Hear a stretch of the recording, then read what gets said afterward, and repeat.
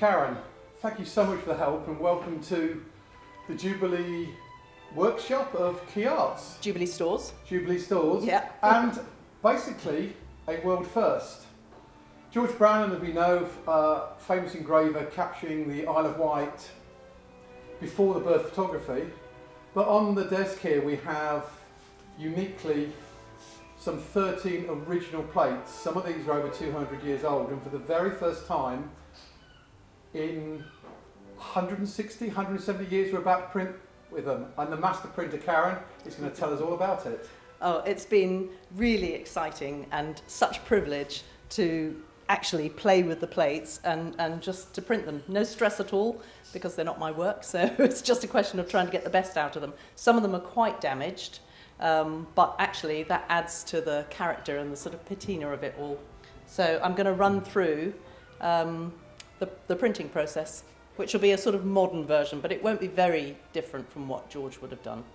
It's incredible the amount of detail that he got on. It's so fine, and when you consider all the writing had to be done in mirror so that when it's printed, obviously it comes the right way round. It's absolutely mind-boggling. So engraving differs from etching because it's a physical process. So he would have had to gouge out the metal by hand, an enormously steady hand as he did it, and to do all those different tones just physically with an engraving tool. I don't know if you can see it on here. I want to believe that's George's thumb that's just there, and it's just oxidized. It's not actually coming out on the print, which is probably a good thing, but there's some printer's fingerprint right there for when he held the plate.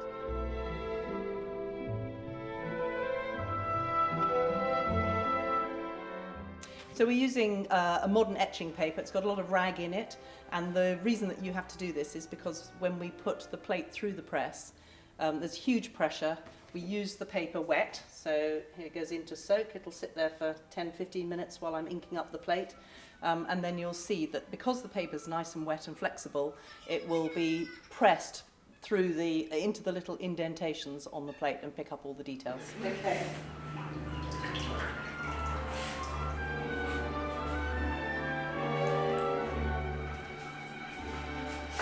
Into the blotting paper.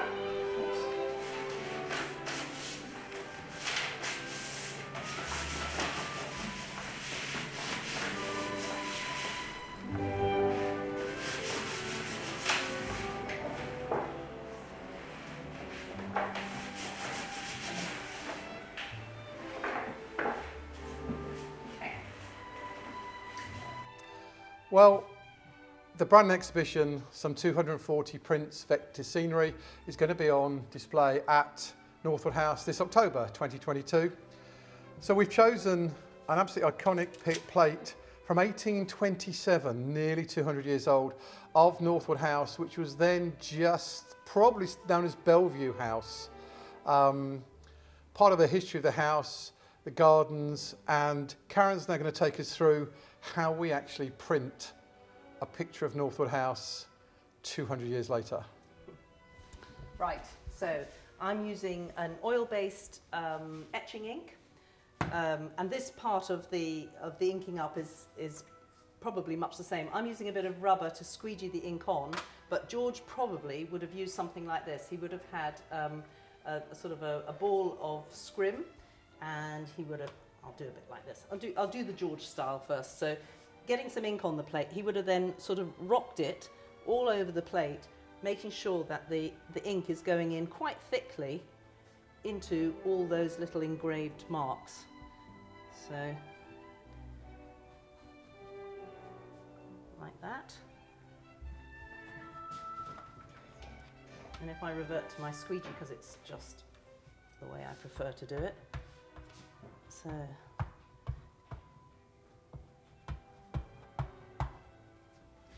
that smells tremendous. I guess it's oil-based. yeah, it's linseed oil with some sort of carbon in it. It might, because it's modern ink, might have dryers in it, that sort of thing. But actually, printing ink hasn't changed a huge amount. So Brannon's ink would have had linseed oil and... It would have had some sort of burnt carbon, so they burnt leaves, all sorts of things. And they would have all been different. You said that some of his prints were sort of a softer black. This is called intense black. So, I mean, it really is quite a modern darkness. There you go. So when the plate is completely covered, and I just squeegee it around a bit to make sure that it's really gone in quite those deep marks. Okay, so he probably wouldn't have used old telephone directories, but I personally find that quite a good process of just taking off some of the excess ink. So it uses up a lot of ink, this process, but anyway, you essentially take off the excess. This is called tonking. I don't know why, but the bit where you just remove the huge amount. So then George probably would have used this tarlatan. It's a sort of cottony scrim. It comes quite starched and stiff before it's been used, so it comes like this. And then you make it into a ball, making sure there are no sharp edges. The idea is that because you've got a sort of rounded surface, you're not going to drag ink out of those marks, but what you want to do is to remove the excess ink from the top of the plate. So you can see, and as you go along, so you're not doing a scrubbing motion, you're not dragging the ink out of those marks. You keep moving the tarlatan around. So we know that Brannon had his two sons, Philip, to work with him. Presumably that's how they would have learnt. They would have been his apprentices, and Yeah, a lot of this work they would have done to allow the printing presses to keep going. Yes, exactly. I'm sure they'd get all the worst jobs, sort of drying out. So I'm using a slightly cleaner bit, which will carry on taking off the excess ink.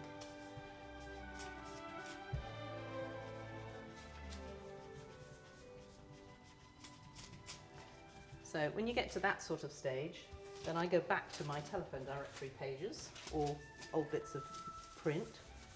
And again, with a flat hand, so that you're not dragging the ink out of the areas that you want it to stay in. You're just trying to remove it from that top surface.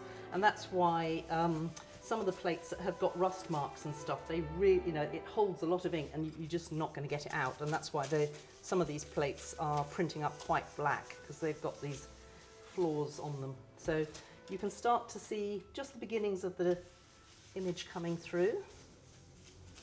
And the amazing thing of this plate, nearly 200 years old, I mean, it's printed many, many prints in its life. I mean, the records say that they could produce at least 800 copies, and Brannons are quite common in some of the prints. They tend to go soft, but what we've found is the copper plates have survived better than the steel ones. Yes, the steel ones, I guess, it's not stainless steel, so they're the ones that's got the worst rust, and quite corroded in some places, which is such a shame. Right, so when I get to this sort of stage, I swap to, gloves off. I've got a pile here of tissue paper, and because it's fine and you can see through it, you can start to really polish and lift the surface. And so effectively just burnishing it to see the image. You are, but again, you're doing it quite gently. These plates, I gave them a clean, but I obviously was very conservative about not cleaning too much. So they've got quite a lot of sort of, I don't know what, little imperfections, little bits of dirt. So on a modern plate, you get really shiny edges, but I know that's not really what you're bothered by. So well, I think the magic for me is the fact that it's the first time this has been done in 175, in this case nearly 200 years, and yet the images still come out crisp, which is a testament to the genius of the man. Yeah, yes. Oh, and they're just beautiful drawings. I think that's one of the most incredible things. We've also photographed a number of the original prints in very high definition, and now we can blow them up, and one of the things you'll see in the exhibition is we're going to blow these up to 3 foot square, and what just looks like a small stick person, a la Lowry, I guess, is actually a person with a face and a character. Details you don't see now are starting to appear as we really evaluate his work. Yeah, I mean, it is amazing because the cows have got shadows on them. Hang on a minute.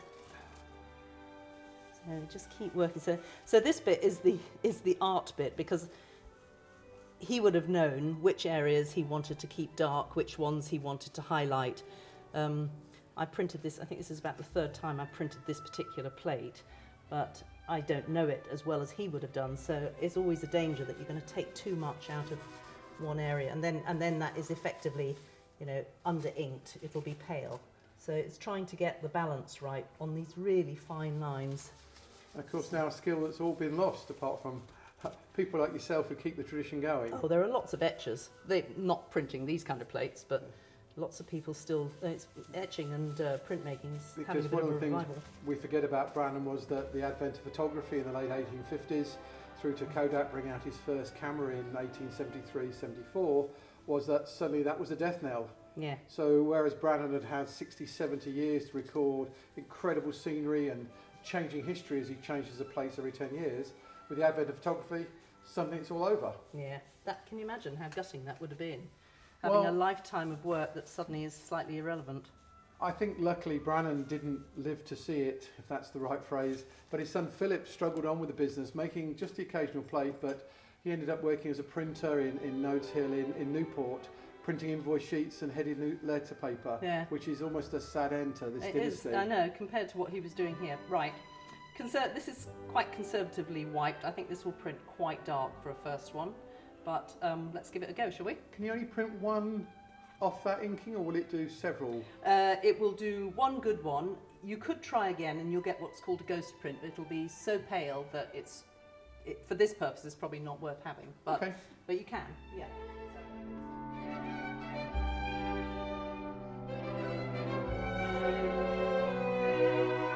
So the inked up plate is on the press bed, and we take our damp paper and try, I'm never very good at laying it evenly, but let's try that. And a bit of paper that's to protect the blankets a bit. Right, and these are lovely, tightly woven wool blankets with, so none of the grain will show, so the grain doesn't go through to the print. And then we'll press. There we go.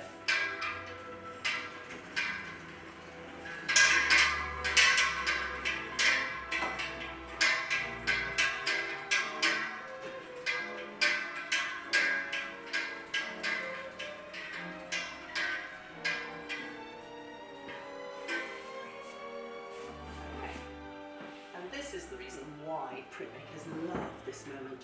It's the aha moment. There we go. Look, that never gets old, the excitement of removing that. Those black marks are where I didn't wipe it, so I'd go again and I'd clean those up. But isn't that, I mean, look at all those little marks. The detail is truly incredible, amazing. isn't it? And the thing I love about this print is it shows St Mary's Church. We have Northwood House before the renovations in Was 1838. it a private house then? Private house owned by the Ward family. I think the cows may have been a creation because we have gardens here, but over here we actually have a cottage. Ah. Now lost, we're still looking for it. That's a John Nash cottage somewhere in the grounds. Is that the church that's there now? That is St Mary's. Okay, so this cottage was somewhere in the grounds, but one of the things we know about Brannon was he shifted perspective, but he also moved things around to make life easier. He'd raise trees and cover, so he had a really great form of perspective. So at St Mary's Church there, which was the private chapel of the Ward family, but again that is, and you can actually see there, look at that, two people. Going in the French doors. Mr. and Mrs. Ward, I was in those doors just yesterday. I say this plate dated 1827 or 2022, depending how you look at it. That is brilliant.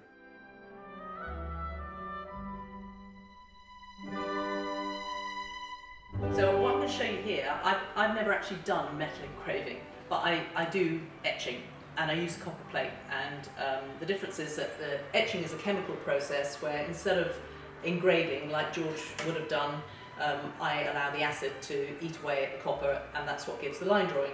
But one of the questions that we were just talking about is, how do we think George started? And he may have started, I mean there are lots of ways of doing it, but since he was engraving directly onto the copper plate, he might have used something like, this is a litho pencil, so it's quite greasy, and you can see that, you know, it picks up fine detail like this. So he would have been able to do his amazing detailed sketches and make his notes to himself. As I said, I don't have metal engraving, but what I have got in here is I've got, so this is an etching needle. So this isn't going to take the little peel of metal out that an engraving tool would do, but what it will do is it will you can just draw onto the copper. And what you're doing there is you're making this tiny little burr, and if you were able to feel that, you'd feel that the copper is just raised up a bit. And if I were to ink that in the same way that I inked the plates previously, so you're pushing the ink down into the little scratch that I've made, the ink would go in there, but because I've used a needle to make that line, it's made this tiny little burr which would trap the ink behind it, and that gives a sort of a fluffy line, and that's what Rembrandt did. So, so that would be another way of making a mark in the metal. Here I've got, so these are wood engraving tools. They've got fantastic names. So this is a round scorper. They've all got slightly different tips. A tint tool, spit sticker, it's one of my favourites. And although these are for wood, they work more in the way that the engraving tools on metal would work. So I don't know if you're going to be able to see this, but this is, I'll find a plate, find a piece of wood that I've actually already damaged. Here we go. So this might show up better. So this is something that I started and gave up on. And you hold the tool, so you're guiding the tip. It's very sharp there, but it's also, each end of the tint tool is a slightly different shape. So you put it in, you don't need to go down deep, and you just put a bit of pressure on, and what you're doing is, I don't know if you can see, there's the tiniest curl. Whoops, there it is. It's just on the end there. It'll show up. There's a tiny little curl of wood that I've got off there, and the same thing would have happened on a metal engraving plate. So again, here it is, another tiny little curl, and obviously each one of these, so there's one of them, this is called a Lozenge Grapevine. It's got a slightly diamond tip on it, and this is quite good for, it just is for making these tiny little marks. So George would have been resting his hand on a leather wrist support really, and then presumably working with some kind of magnification, making these absolutely minute marks, and working for hours. I hate to think how long it would have taken for him to make his plates. But essentially, the tools haven't changed. We still do the same today.